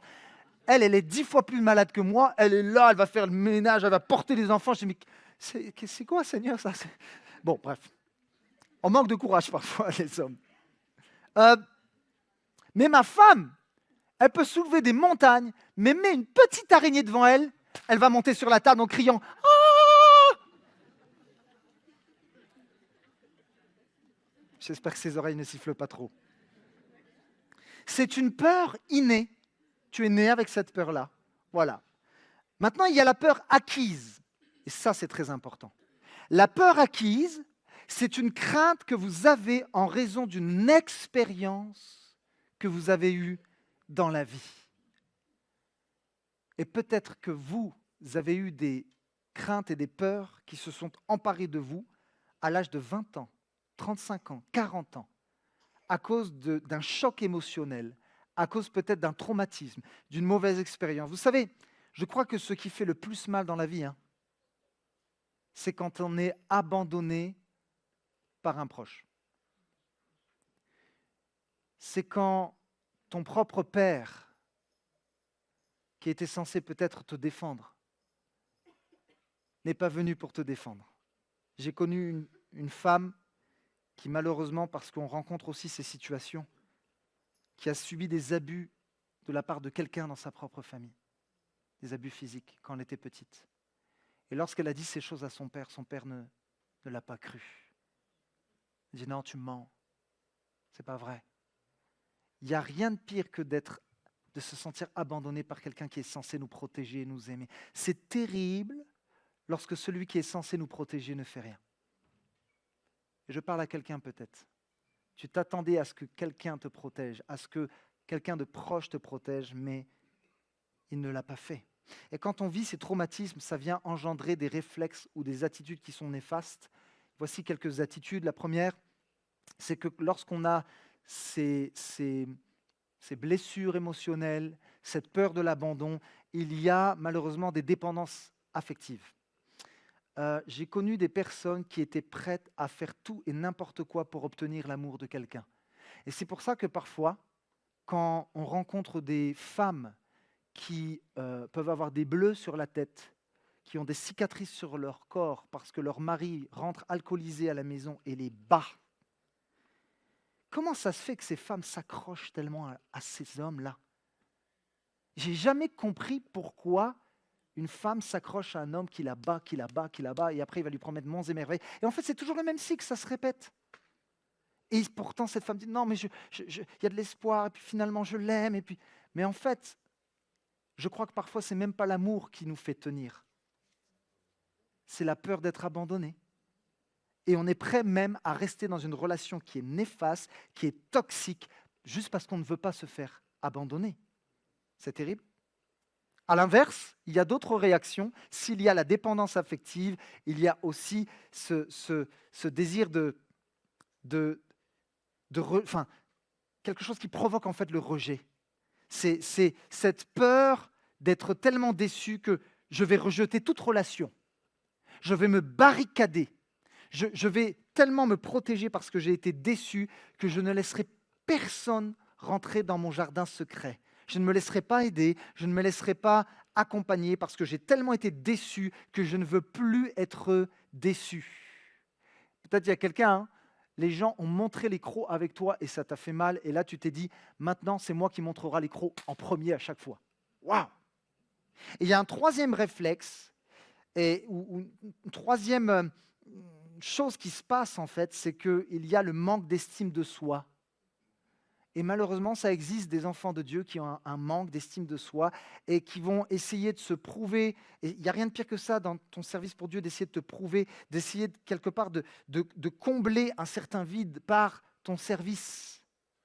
Et certains vont même s'apitoyer sur leur sort, vont être très susceptibles dès qu'on va leur dire quelque chose. Certains vont amplifier les choses.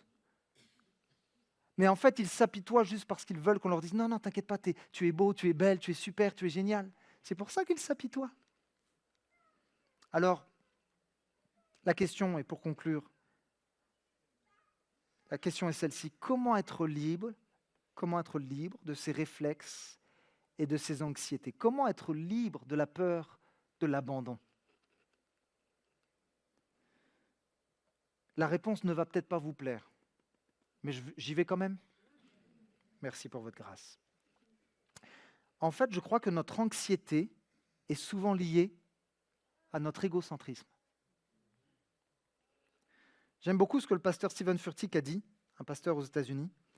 La raison pour laquelle vous êtes si anxieux, c'est parce que vous êtes au centre. Vous savez, c'est quoi la lettre au milieu du mot anxiété? C'est quoi? C'est le I, le I. Le I en anglais, ça veut dire quoi? Le I, c'est je. I, en anglais, c'est je en français. Et souvent, on se met au centre en disant « j'ai été blessé, j'ai eu un échec sentimental, je n'y arriverai pas ». Et ça crée en nous une mentalité de perdant, alors que Dieu veut faire de nous des gagnants. Et quand le moi est au centre, as-tu pensé à cela? Quand le moi est au centre, la charge devient plus lourde. Puisque quand tu es au centre, c'est toi qui portes toute la charge. Alors pour être libéré de tes peurs, peur de l'opposition, peur de l'abandon, je crois qu'il ne faut pas simplement couper le fruit. Vous savez, des fois, on traite des choses en surface, mais le Saint-Esprit veut t'aider à traiter la racine. Parce que, en fait, la peur n'est pas la racine. Ta peur, c'est le fruit. Mais la racine, c'est quoi? C'est ton égocentrisme. Je sais que ça fait mal. Ta peur, c'est le fruit. Mais ton égocentrisme, c'est la racine. Alors voici l'application, alors que j'appelle le pianiste à s'approcher, s'il te plaît. Arrête d'être égocentrique, deviens christocentrique. Parce que quand c'est Jésus qui est au centre de ta vie, c'est lui qui porte la charge. C'est lui qui porte ta peur. C'est lui qui porte en fait toutes ces choses qui pèsent sur toi, parce que Jésus n'a jamais dit viens à moi et le joug que je vais mettre ça va t'écraser. Non, non, non, non, non. Jésus est venu rempli de compassion. Il a vu une foule qui était découragée, une foule qui était fatiguée par les épreuves de la vie, mais aussi par le poids de la loi qui venait les condamner, les culpabiliser. Et Jésus s'est écrié venez à moi, vous tous qui êtes chargés, fatigués, arrêtez de vous mettre au centre, mettez-moi au centre. Et si tu me mets au centre, alors le joug que je vais mettre sur toi, ce n'est pas un joug qui va t'écraser, mais mon joug est doux et léger. Alléluia. Alléluia. À la place du je, commence à mettre le tu. Seigneur, tu es ma force. Seigneur, tu es mon espoir. Seigneur, tu es ma joie. La Bible dit, déchargez-vous sur lui de tous vos soucis. Le Seigneur est en mesure de le faire pour toi ce matin, dans le nom de Jésus. Arrêtons d'être égocentriques, devenons christocentriques. Il est temps de remettre Jésus au centre du village, au centre de nos maisons, au centre de nos églises et surtout sur le trône de ton cœur, mon ami. Alléluia. Pourquoi Jésus peut porter mon anxiété? Pourquoi Jésus peut me libérer de la peur, de l'opposition, de l'abandon? Et c'est très simple. C'est très simple. Vous savez pourquoi il peut vous libérer? Parce que Jésus a vécu lui-même l'abandon. Jésus a été abandonné. Jésus a été abandonné par ses plus proches amis. Les disciples qui disaient comme Pierre, je te suivrai, je mourrai pour toi, se sont barrés en courant dans le jardin de Gethsémane. Ils ont pris la fuite. Mais ce n'est pas que ça. Exemple, Marc 14, 50, la Bible dit, tous l'abandonnèrent et prirent la fuite. D'ailleurs, ça fait écho à ce que Ésaïe avait prophétisé. Ésaïe l'avait prédit, l'avait prophétisé. Mais le plus dur pour Jésus, je crois que ça n'a pas été la fuite des disciples. Mais ça a été à la croix. Parce que Jésus à la croix a vécu quelque chose que toi et moi, on ne peut pas comprendre. Parce que de toute éternité, Jésus était profondément lié, uni au Père. Il n'avait jamais connu l'abandon du Père. Voyez-vous, quand Jésus a combattu dans le jardin de Gethsémane et que des grumeaux de sang ont coulé, c'est pas juste parce qu'il avait peur de souffrir. Je crois que ce n'était pas la plus grande peur de Jésus. Jésus savait qu'à un moment, il allait être abandonné par son père. Et c'est pour ça que la pression était extrêmement intense. En fait, le plus dur pour Jésus, c'est quand il a dit à la croix, « Mon Père, mon Dieu, pourquoi m'as-tu abandonné ?» Et j'ai jamais compris pourquoi, au moment où Jésus avait le plus besoin de son Père, c'est là que son Père est parti. Vous savez pourquoi? Oui. En fait, il a vécu cela pour que tu n'aies plus jamais à le revivre. Parce que ce que Jésus a vécu à la croix, cet abandon, ce sentiment de solitude, c'est ce que les gens vont vivre et vont ressentir en enfer lorsque la présence de Dieu va complètement se retirer. Et c'est pour ça qu'il y aura des gémissements, des grincements de dents, des cris, parce qu'il n'y aura plus du tout une once de la présence de Dieu en enfer. Et Jésus a été abandonné de son Père pour que toi, tu ne sois plus jamais abandonné. N'est-ce pas extraordinaire? Alléluia. Tu as un Père dans le ciel qui t'aime et qui est en mesure de prendre soin de toi. Alors Jésus, rappelle-toi, a été abandonné de Dieu pour que nous ne le soyons plus jamais. Et David dira dans le psaume 27, 10, « Si mon père et ma mère devaient m'abandonner, l'Éternel me recueillerait. » Alors, j'aimerais te dire, toi qui subis de l'opposition, toi qui passes par l'épreuve, mon frère, ma sœur, ce matin, il y a une réponse face à la peur de l'opposition, face à la peur de l'abandon. Cette réponse à la peur, c'est tout simplement le Seigneur Jésus. Il est la réponse. Il est la réponse. Alors ce matin, je viens de la part de Dieu en te disant, n'aie pas peur. Ton Dieu est avec toi. N'aie pas peur si Satan rugit, parce que le lion de Juda rugira toujours plus fort. Il est vainqueur. J'ai terminé. Est-ce qu'on pourrait maintenant fermer les yeux et nous allons juste prier, chercher le Seigneur ensemble? Alléluia. Est-ce que le groupe de louanges peut s'approcher, s'il vous plaît? Alléluia, alléluia, alléluia. Oh Seigneur. J'aimerais tout simplement faire un appel, prier avec vous.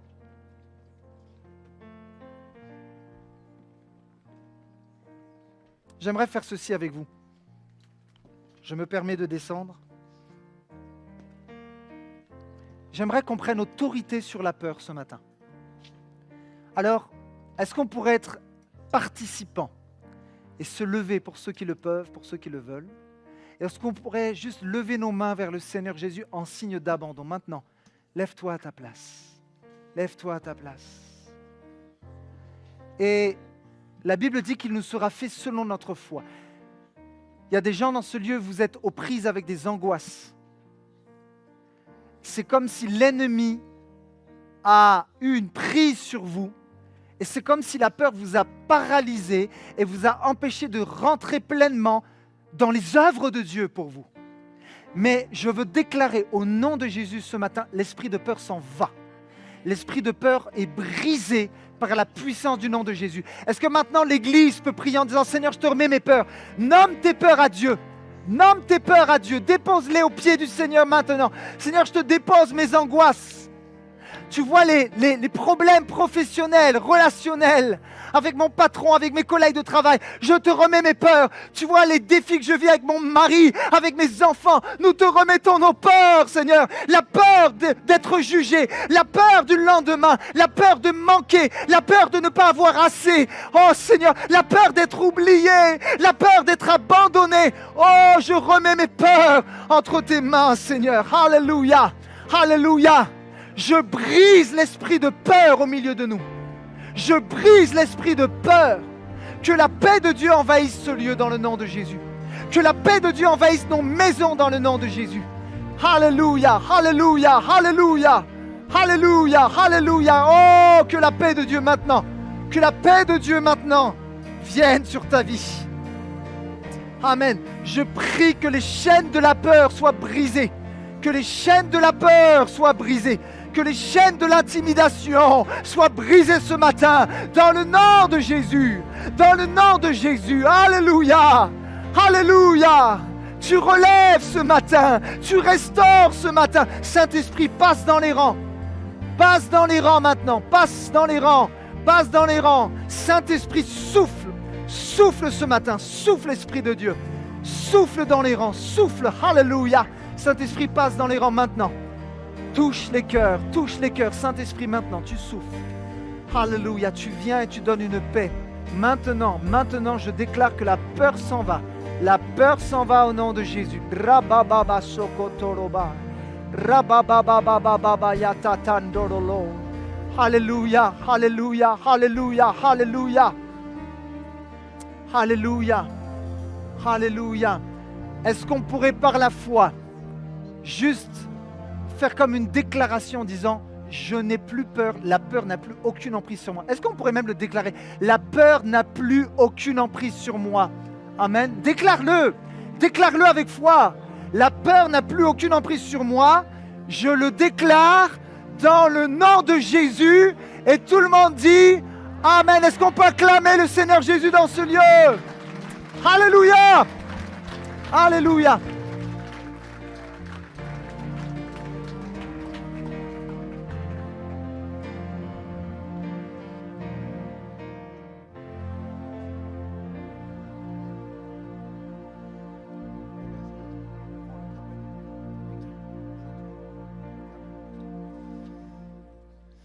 On a passé un bon moment là, vraiment. On a passé un moment où le Seigneur nous a parlé. Et je voudrais terminer ce temps par un chant que vous connaissez bien. Je chanterai l'Éternel. Grégory, dans le psaume qu'il a pris, c'est « Je voudrais habiter dans la maison du Seigneur ». Et en fait, c'est ce que nous dit ce chant. Je voudrais chanter l'Éternel toute ma vie pour le dire. Je voudrais célébrer mon Dieu. Alors vraiment que ce matin, on puisse le dire de tout notre cœur. Je chanterai l'Éternel tant que je vivrai.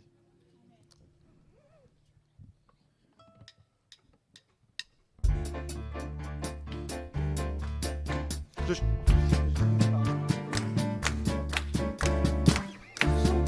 l'Éternel tant que je vivrai. Je chanterai l'Éternel. Je célébrerai mon Dieu tant que j'existerai. Je célébrerai mon Dieu. Je chanterai l'Éternel tant que je vivrai. Je chanterai l'Éternel. Je célébrerai mon Dieu tant que j'existerai. Je célébrerai mon Dieu. Que mes paroles lui soient agréables, lui soient agréables. Je veux me réjouir en l'Éternel. Je chanterai l'Éternel tant que je vivrai. Je chanterai l'Éternel. Je célébrerai mon Dieu tant que j'existerai. Je célébrerai mon Dieu. Je chanterai l'Éternel tant que je vivrai. Je chanterai l'Éternel. Je célébrerai mon Dieu tant que j'existerai. Je célébrerai mon Dieu. Que mes paroles lui soient agréables, lui soient agréables. Je veux me réjouir en l'Éternel. Je chanterai l'Éternel tant que je vivrai. Je chanterai l'Éternel. Je célébrerai mon Dieu tant que j'existerai. Je célébrerai mon Dieu. Je chanterai l'Éternel tant que je vivrai. Je chanterai l'Éternel. Je célébrerai mon Dieu tant que j'existerai. Je célébrerai mon Dieu.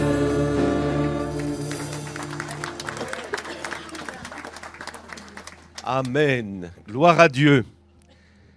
Un grand merci au Seigneur, un grand merci à Grégory pour cette parole et que nous la gardions dans notre cœur. Alléluia. Et que nous allions de l'avant dans l'autorité du nom de Jésus. Amen. Alors on demande à Grégory de saluer l'Assemblée d'Orléans de notre part. Alléluia. Je ne vais pas le charger On dit parfois, voilà, on le charge, mais il ne faut pas que ce soit une charge, hein. C'est une joie. Voilà, tu salues bien l'église d'Orléans de la part des frères et des sœurs d'Elbeuf. Gloire à Dieu. Amen. Alors, quelques annonces, mes amis. Voilà, culte de baptême le 17 mars. Merci aux candidats d'aller venir me voir pour recevoir le livret baptême. Alors, la rencontre que vous connaissez, venez nous voir. 1, 2, 3, soyez bénis. Alléluia. Bon retour à chacun. Merci aux musiciens, aux chantres.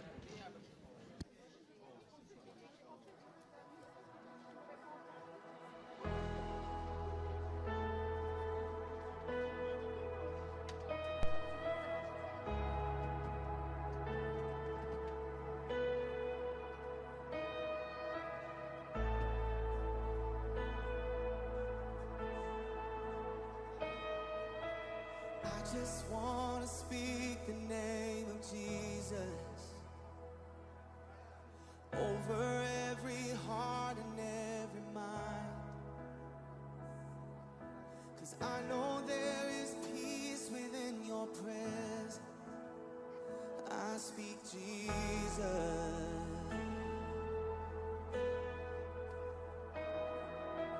I just want to speak the name of Jesus till every dark addiction starts to break, declaring there is hope and there is freedom. I speak Jesus. Your name is power. Your name is healing. Your name is life. Break every stronghold. Shine through